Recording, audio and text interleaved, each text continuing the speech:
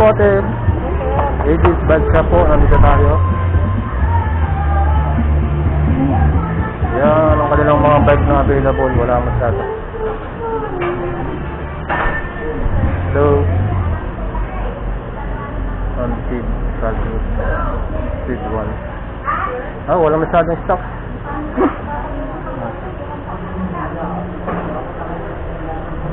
Walang masyadong stock sila.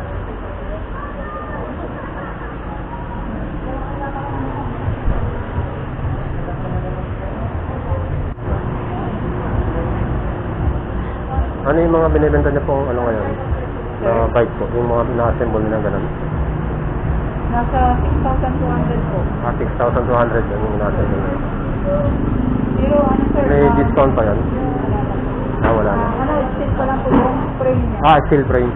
Kasi sa ganung price talagang hindi ka pa makako ng alloy. Anong brand yun? T-shirt sir. T-shirt. Ayos na, naka-uniform kayo ngayon lahat Very good. T-shirt.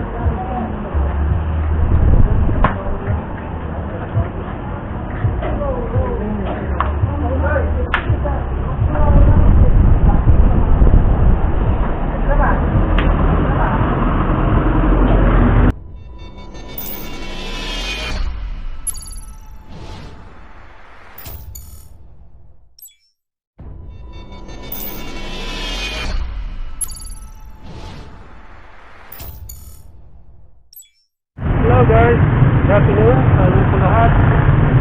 Dito po tayo ngayon sa Arellano Street, malapit sa SM. Pupunta po tayo ng AJ's Bike Shop. Check po natin yung available na kanilang stock. Ano po yung mga brand nila. Saka tignan din natin kung may mga high-end na silang bikes na dumating. And tignan natin kung ano yung mga specs ng bike na yun. Samahan nyo ako guys. Tingnan natin yung kanilang bike shop. Ito pa rin po ang bike shop visit sa Pangasinan, episode 1. And tingnan natin kung mura ba yung bike nila. And we can recommend din po sa mga taga rito sa Pangasinan kanilang bike. So guys, and samahan nyo ako. Let's go!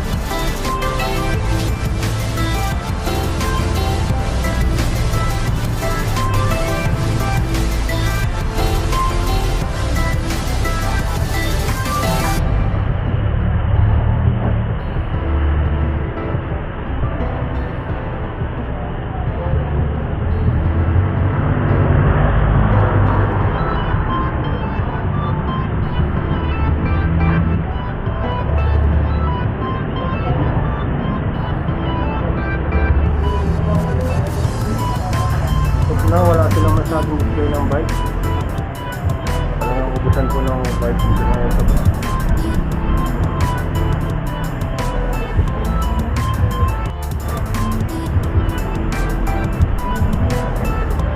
Gusto mo kami na dyan sa accessories.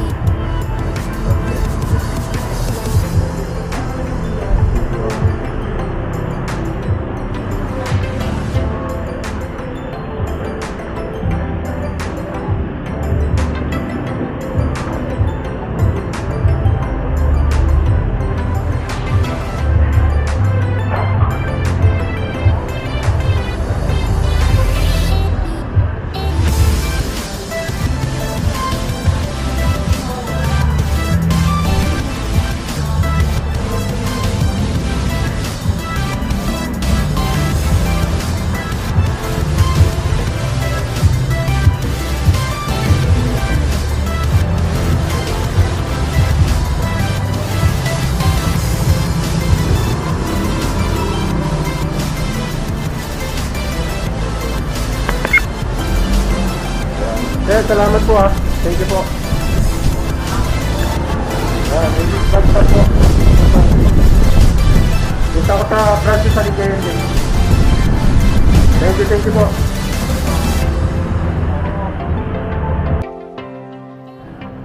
So guys, we're leaving Dagupan branch for Aegis Bike Shop. Ito po yung pinaka main branch nila. Again, thank you very much and shout out sa owner ng Aegis BikeHouse and Accessories, located at Dagupan City, Arellano Street. Guys, makikita nyo dyan yung pictures ng dumating na mga stock sa kanilang branch. Kindly check their Facebook page, AJ's BikeHouse and Accessories. And kung gusto nyo pong magtanong, mag-inquire, you can send message sa kanilang Facebook page. And you can check kung ano rin po yung mga dumarating na bago nilang stocks na bikes.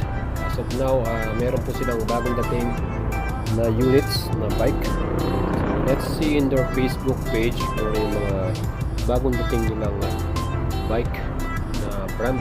And you can check the prices also and specs ng kanilang pinagbebenta na bike.